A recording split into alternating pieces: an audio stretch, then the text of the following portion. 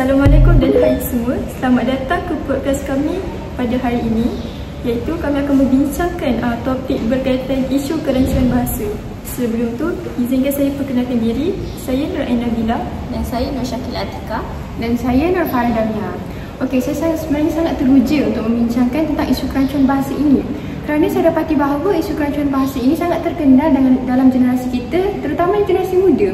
Kerana mereka sangat terdedah dengan pengaruh luar yang menyebabkan mereka terbiasa menggunakan bahasa rancu tersebut. Betul tak, Nabila? Betul, saya setuju dengan apa yang Farah cakap tadi. Mereka ini sering menggunakan bahasa rancu ataupun kita kata bahasa yang tak betul. Terutamanya dalam penggunaan media sosial. Bukan itu saja, mereka juga sering menggunakan ataupun mengamalkan tabiat ini dalam komunikasi seharian secara bersemuka. Betul tu, Nabila. Tidak lupa juga dengan ibu bapa yang sentiasa menggunakan bahasa Inggeris daripada bahasa Melayu ketika di rumah, kerana ibu bapa menganggap bahasa Inggeris lebih penting, lebih relevan pada masa kini berbanding dengan bahasa Melayu. Betul, saya setuju. Boleh kita kata secara mudahnya, keracunan bahasa ni apabila penggunaan bahasa bercampur aduk. Dan ini juga meliputi dari pelbagai aspek lah, seperti ejaan, struktur ataupun makna. Betul tu, sebab ramai di antara kita menganggap kerancuan bahasa ini sekadar mencampurkan bahasa asing dengan bahasa Melayu, tetapi sebenarnya tidak. Dia merangkumi semua aspek kesalahan tata bahasa. Okey, baik. Terlebih dahulu, saya ingin menyentuh tentang konsep kita pada hari ini yang bertajuk tentang kerancuan bahasa. Kalau kita ikut pandangan ahli bahasa, kerancuan ini bukan sekadar bahasa rojak tau. Ramai yang orang salah faham.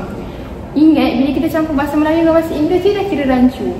Macam Kira cakap tadi lah, kerancuan ini lebih luas. Dia merujuk kepada kekeliruan struktur bahasa yang boleh ganggu tata bahasa dan kefasihan ketika bertutur. Secara umumnya, rancu tu maksudnya kacau atau tak teratur. Jadi, bila kita guna bahasa yang tak ikut struktur betul, itu dah menunjukkan kerancuan. Campuran ini nampak kecil, tapi bila dah terbiasa, ia boleh ubah cara kita berbahasa tanpa kita sedar. Ya, betul tu. Dan ia juga bukan berlaku di negara kita je, dekat Malaysia ni. Dia banyak juga terjadi dekat negara lain. Hampir ke semua negara juga berdepan dengan isu ni. Iaitu bila bahasa ibunda mereka terpengaruh dengan bahasa global seperti bahasa Inggeris. Seperti yang Farah cakap tadi, kita boleh lihat kebanyakannya ibu bapa pada zaman sekarang sering mengaplikasikan atau membiasakan penggunaan bahasa Inggeris ni dalam komunikasi harian dengan anak-anak di rumah. Begitu juga dengan dalam kalangan pelajar ataupun remaja, mereka sering menggunakan bahasa Inggeris ni dalam komunikasi mereka ataupun semasa melakukan pembentangan di dalam kelas. Tapi yang lebih membimbangkan, penggunaan ini semakin diterima oleh orang ramai seolah-olah normal. Jika kita lihat dalam isu media sosial, ramai pengguna yang campur adukkan bahasa sebab nak nampak moden ataupun lebih santai. Banyak juga pengguna media sosial yang lebih kita tahu di lingkungan kita menggunakannya kerana terdedah dengan bahasa yang digunakan semasa menulis muka depan di media sosial lah, yang mencampur adukkan bahasa Melayu dan bahasa Inggeris, sehingga kan pengguna yang melihat tu terbiasa dan menggunakannya sekali. Betul tu. Kalau benda ni berlarutan, pastinya masyarakat Malaysia kita ni akan hilang rasa cinta terhadap bahasa Melayu kita. Betul lah apa yang kamu berdua cakap tu. Kita boleh nampak lah kan, bahasa yang sepatutnya alat perpaduan kita ni boleh jadi punca kita hilang jati diri kalau disalahgunakan. Betul tu, Nabila, saya setuju. Saya dapat rasa keracuan bahasa ni memang bagi impak negatif kepada kita ataupun orang lain. Jadi persoalannya, kenapa keracuan ni boleh berlaku? Bagi saya, kita boleh lihat antara punca utama ialah pengaruh media sosial. Macam kita tahu, pada era moden ni, media sosial adalah platform yang sering digunakan oleh masyarakat kini. Lebih-lebih lagi sebagai kita pengguna lingkungan umum muda kan. Setuju dengan kamu, Kila, sebab saya lihat juga rata-rata generasi kita ni banyak menggunakan aplikasi sosial media. Contohnya seperti Instagram dan X. Mereka rata-rata menggunakan bahasa rojak yang tidak mengekalkan struktur tata bahasa yang betul. Sebagai contohnya, mereka menggunakan ayat seperti that's so cringe lah. Benda tu kita sering nampak dekat sosial media. Tipulah kalau kita buka sosial media, kita tak dapat lihat ayat-ayat tersebut. Betul tak? Betul, kadang-kadang kita pun terlepas kata kan? Betul tu Farah. Selain tu, globalisasi pun kenalah mainkan peranan yang penting kan dalam konteks mengelakkan bahasa Inggeris ni dicampur dengan bahasa Melayu ataupun untuk mengurangkan kerancuan bahasa ni. Seperti yang kita tahu, globalisasi ni secara amnya ia dapat mempercepatkan fenomena pencampuran bahasa ataupun bahasa rojak kerana ia mewujudkan persekitaran yang dominasi oleh bahasa Inggeris dan menjadikannya sangat mustahil untuk dielakkan sepenuhnya. Sebagai contoh, dalam dunia kerja dan pendidikan, kita banyak guna bahasa Inggeris. Jadi, orang pun dah terbiasa mencampur adukkan tanpa mereka sedar. Tapi, tak lupa juga sikap pengguna bahasa yang sendiri turut menjadi punca berlakunya kerancuan bahasa ni. Ramai yang beranggapan bahawa tidak penting untuk menggunakan bahasa Melayu dengan betul asalkan mesej yang ingin disampaikan dapat difahami. Mereka semua menganggap pencampuran bahasa bukan satu kesalahan besar kerana berfikir semua orang mampu memahami maksudnya walaupun tidak menggunakan struktur yang betul. Sikap sambil lewa ni kita boleh menyebabkan semakin ramai penutur mengabaikan peraturan tata bahasa dan ejaan yang betul. Selain itu, kalau kita lihat sikap pengguna yang nak cepat untuk menghantar maklumat juga salah satu boleh berlakunya kerancuan bahasa ni. Ramai pengguna lebih memilih untuk menulis secara ringkas seperti menggunakan tanda X sebagai perkataan tidak tanpa memikirkan tata bahasa dan ejaan yang betul kerana mahu menjimatkan lebih masa supaya mesej yang disampaikan tu lebih cepat. Lebih membimbangkan lagi apabila kita lihat penggunaan bahasa yang tidak gramatis ni menjadi kebiasaan dan akhirnya diterima sebagai norma komunikasi harian oleh masyarakat kita sendiri. Jadi lama kelamaan saya bimbang hal ini boleh menjejaskan mutu dan keindahan bahasa Melayu serta dapat melemahkan kesedaran masyarakat terhadap kepentingan memelihara bahasa kebangsaan kita sendiri. Bukan itu sahaja pula, mungkin juga asbab sikap masyarakat kita yang tidak menghargai bahasa Melayu itu sendiri. Ramai di antara kita menganggap bahasa Melayu ini sekadar alat komunikasi dan bukan lagi lambang jati diri kita. Bila dah jadi macam tu, orang pun mula mengambil ringan soal penggunaan bahasa yang betul. Contohnya seperti yang saya katakan sebentar tadi, di mana masyarakat kita lebih gemar mencampur adukkan bahasa dalam sesuatu perbualan. Kadang-kadang sampai 2-3 bahasa dalam satu ayat. Benda tu dah jadi kebiasaan. Tapi bila dah terlalu biasa, kita mula hilang rasa tanggungjawab untuk guna bahasa yang betul. Lama-lama, norma bahasa itu makin luntur sebab kita sendiri tak nampak pentingnya menjaga keaslian. Masalahnya, sesetengah masyarakat kita lebih bangga bila berbahasa Inggeris tapi malu bila guna bahasa Melayu baku. Malah, ibu bapa juga cenderung menggunakan bahasa Inggeris ketika di rumah dengan alasan bahasa Inggeris itu lebih penting daripada bahasa Melayu. Sedangkan, dalam masa yang sama, bahasa itulah identiti kita sebagai rakyat Malaysia. Bila masyarakat sendiri tak menghargai bahasa ini, jangan terkejut kalau generasi muda pun makin jauh daripada penggunaan bahasa yang betul. Jadi, kalau kita nak atasi kerancuan bahasa, kita kena ubah cara kita fikir ni dulu. Bahasa Melayu ni bukan ketinggalan zaman. Dia merupakan bahasa umum, bahasa rasmi negara dan bahasa yang bawa sejarah panjang. Kalau kita sendiri tak hargai, siapa lagi nak menghargai bahasa Melayu? Betul, dan seperti kita tahulah, kita ni kan rakyat Malaysia. Kita lah yang kena pertahankan bahasa kita sendiri. Betul tu. Itulah tu. Sedangkan sepatutnya bahasa baku tu menunjukkan kita ni fasih dalam berbahasa Melayu. Bukannya tanda kita ni kolot ataupun tak mengikut trend, tak mengikut trend semasa. Okay, baik, kita akan masuk ke dalam segmen yang lebih menarik dalam tajuk kita yang berkaitan dengan kerancuan bahasa. Okay, jadi soalan saya kepada Hila, saya ingin bertanyakan, apakah kesan utama jika masyarakat kita terus mengamalkan bahasa rancu ini?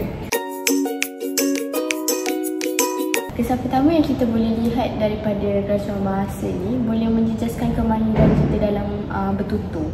Pertama sekali, apabila seseorang tu penutur sudah terbiasa mencampur bahasa, mereka akan hilang keupayaan untuk membina ayat yang betul dalam satu sistem bahasa. Contohnya, ayat seperti dia sudah pergi office, sepatutnya dikatakan dia sudah pergi pejabat. Kerancuan bahasa macam ni boleh menjejaskan kefasihan dan kejelasan kita dalam bertutur. Bila bahasa dicampur, penyampaian jadi tak lancar dan kadang-kadang pendengar pun susah nak faham mesej yang sudah disampaikan. Akhirnya perkara ini boleh menjejaskan kemahiran bertutur yang sepatutnya memberikan kejelasan dan kelancaran dalam menyampaikan maklumat. Selain itu, kesan kerancuan ini juga boleh dilihat apabila penutur kurang mahir bertutur secara formal. Contohnya semasa menghadiri temu tugas kerja, apabila seseorang terlalu biasa dengan gaya percakapan tidak formal, dia mungkin akan terbawa-bawa gaya itu dalam situasi yang rasmi dan boleh buatkan kelihatan tidak beradab lah ataupun kurang yakin. Kita boleh ambil contoh situasi masa berbual dalam telefon. Mungkin kita biasa dengan ayat seperti dia macam tak confident bila cakap dalam kelas. Dalam suasana santai, ayat tu mungkin tak salah, tapi bila gaya yang sama terbawa ke situasi rasmi seperti pembentangan ataupun temu duga, kemahiran bertutur secara formal tak dapat dipraktikanlah dengan baik.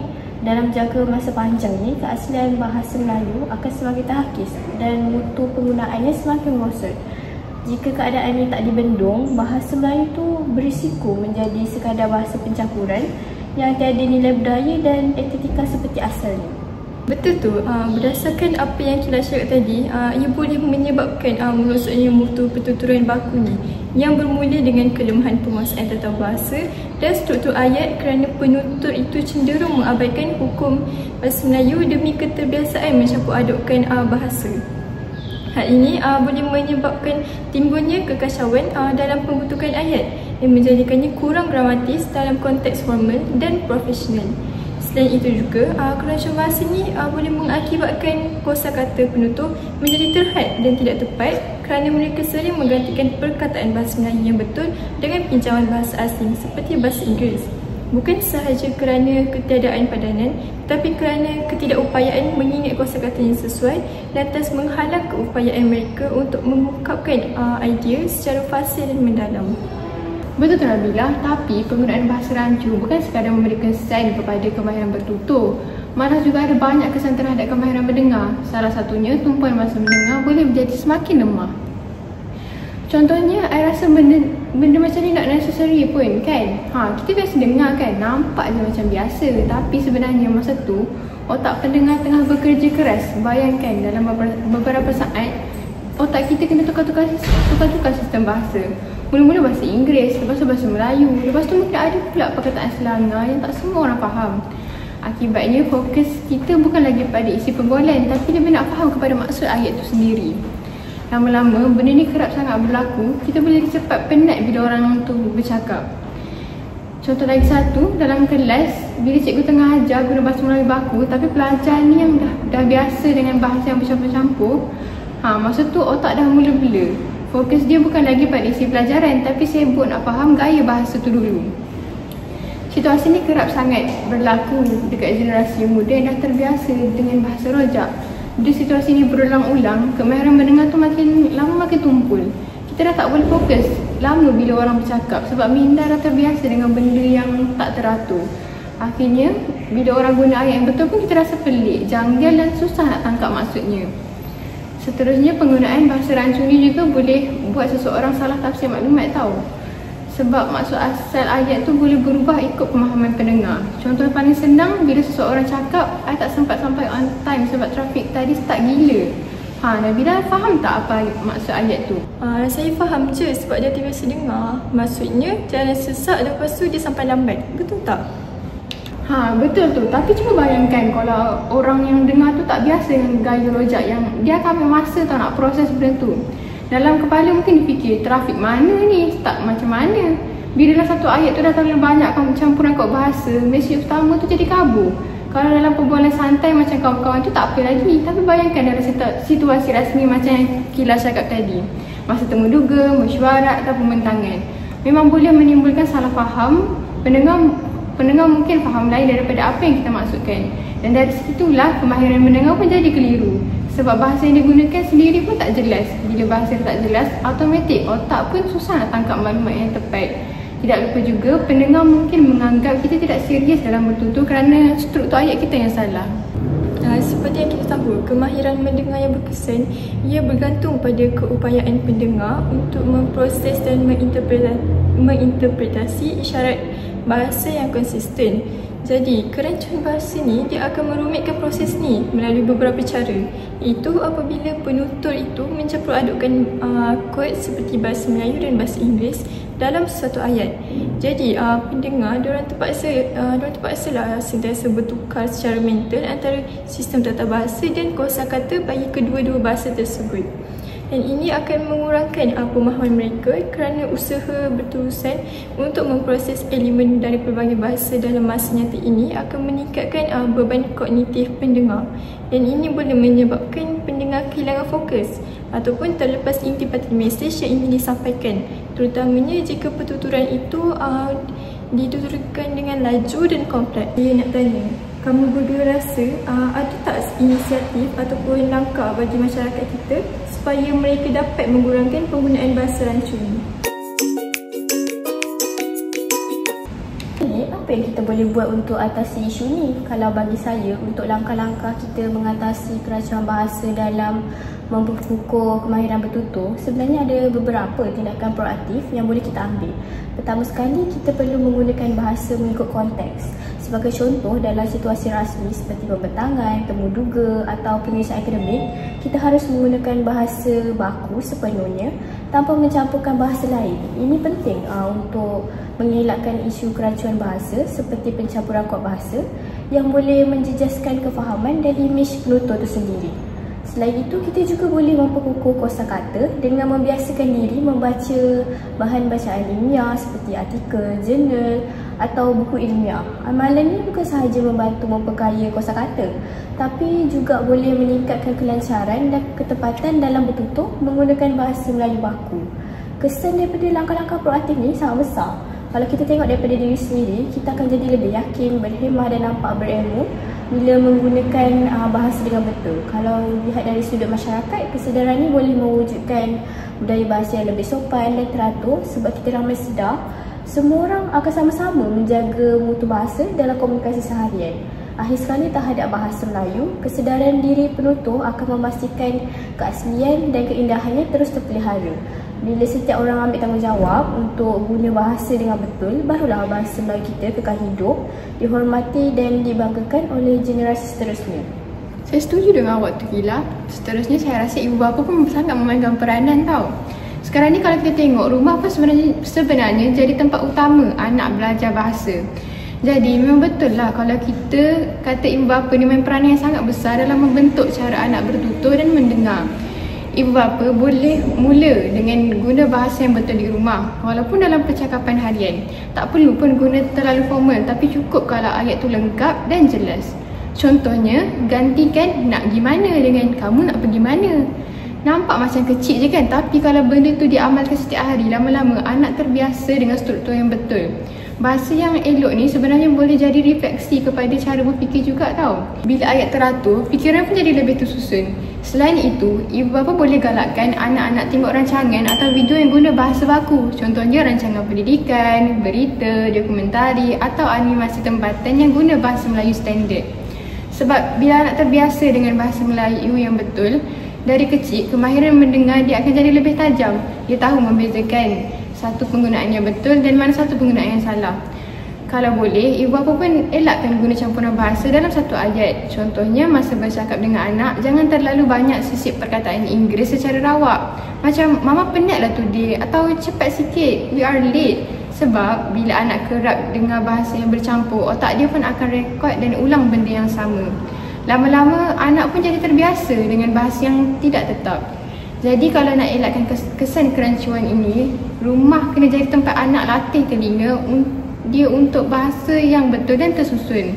Dan bayangkan kalau benda ni diamalkan dari rumah lagi, bila anak masuk sekolah, dia dah ada asas yang kuat. Dia lebih fokus kalau cikgu bercakap, lebih cepat tangkap maksud dan lebih yakin bila berinteraksi. Jadi peranan ibu bapa ni sebenarnya bukan sekadar ajar bercakap, tapi ajar mendengar dengan betul. Sebab kemahiran mendengar ni lah yang asas kepada semua bentuk komunikasi. Yang ketiga pula ialah peranan media massa. Seperti yang kita tahu, pengaruh media ni sangat besar. Jadi stesen TV, radio dan influencer perlu jadi contoh yang baik. Seperti yang kita tahu, media ni adalah ejen sosialisasi bahasa yang paling berpengaruh pada masa kini dan harus dijadikan model bahasa yang betul. Pemantauan dan penguatkuasaan bahasa seperti Badan Kawal Selia perlu memantau dengan ketat penggunaan bahasa oleh penyampai berita, hos program dari televisyen dan penggiat industri kreatif. Bahasa Melayu baku mesti diutamakan dalam siaran rasmi. Seterusnya, menggalakkan selebriti ataupun influencer dan tokoh awam untuk menjadi contoh positif dengan menggunakan bahasa Melayu yang betul dalam komunikasi awam dan kandungan digital mereka.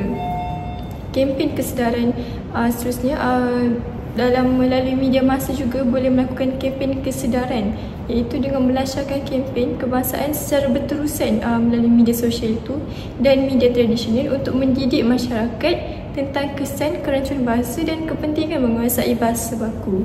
Betul tu Nabila, tapi selain daripada cara untuk atasi situasi itu, kita boleh gunakan bahasa dengan bijak.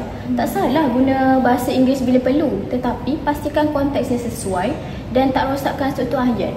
Ini bermaksud kita tahu bila dan bagaimana hendak menggunakan sesuatu bahasa mengikut situasi dan konteks yang betul.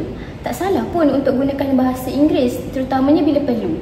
Sebagai contohnya dalam bidang profesional, akademik ataupun perbualan yang melibatkan istilah teknikal. Tapi yang penting kita mesti tahu batas dan jangan sampai mencampurkan bahasa sesuka hati sehingga menjejaskan struktur ayat dan makna sebenar.